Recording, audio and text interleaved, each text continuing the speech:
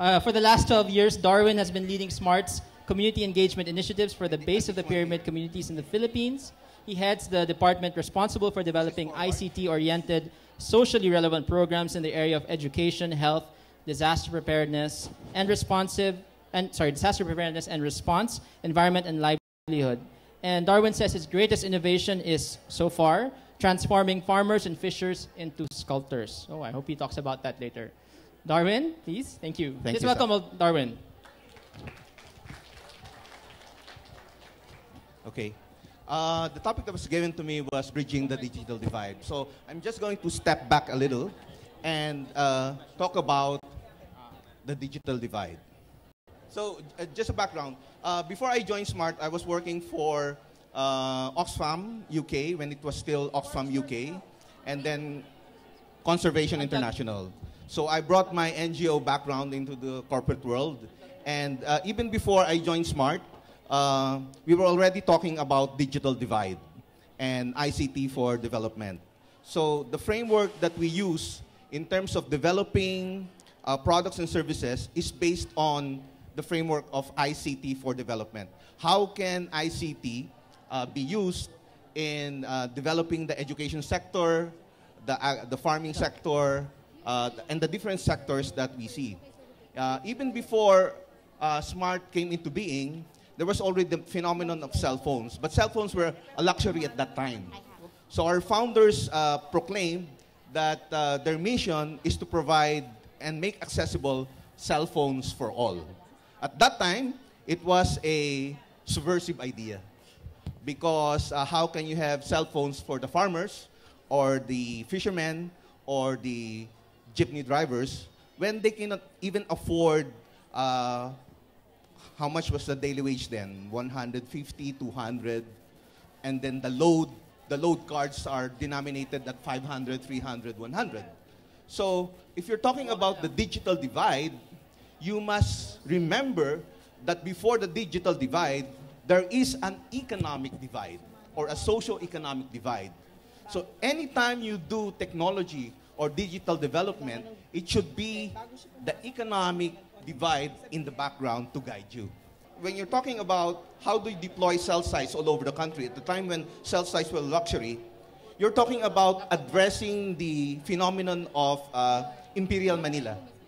And when you talk about Imperial Manila, it means all businesses, all transactions go through Manila without consideration that there are businesses and transactions going on between cities, secondary cities, and provinces.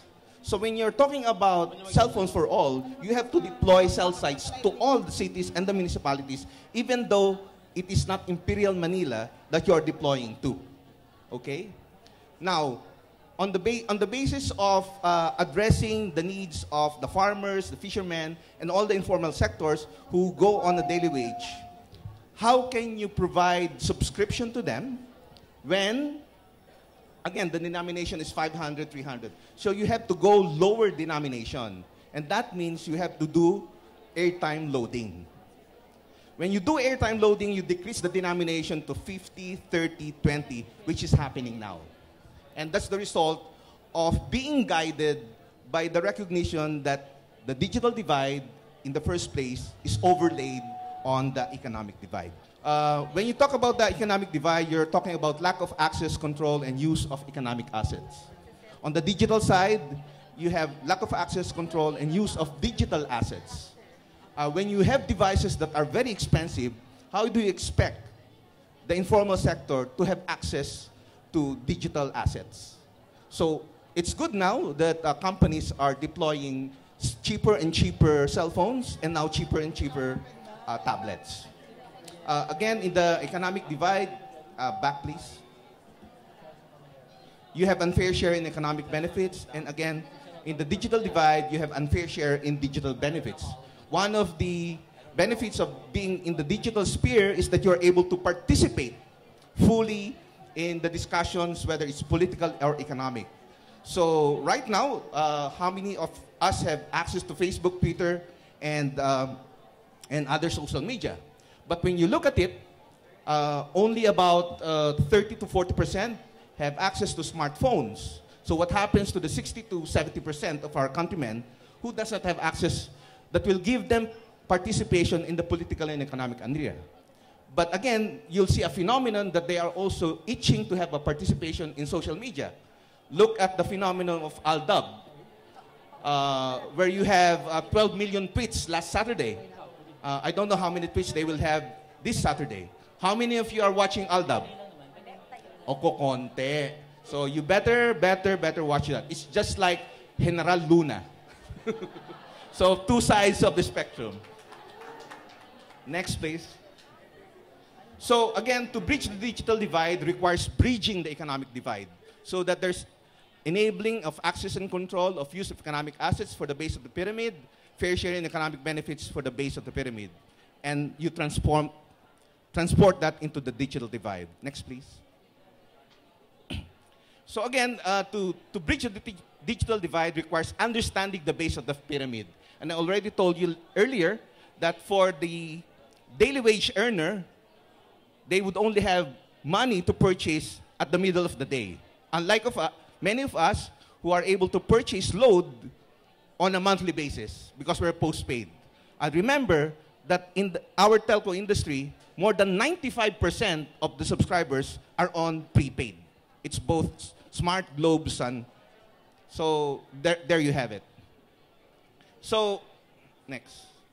And when you, okay, there. There. So what is a contradiction is that food producers who go hungry, you have builders who don't have houses, you have drivers who don't have their own vehicles. And there you have the figures, 60 to 70% are on legacy phones, 95% are on prepaid, and number of phones for approximately 87% of farmers and fishers is like only 23% or 13%. Okay, next please. So in the context of the economic divide, any development in IT and social media should be able to address education for all, health for all, disaster resilience for all, livelihood opportunities for all, which Globe is already doing, political participation for all, peace and security for all. Next, please. And there you are. To bridge the economic divide is to bridge the digital divide. Thank you very much.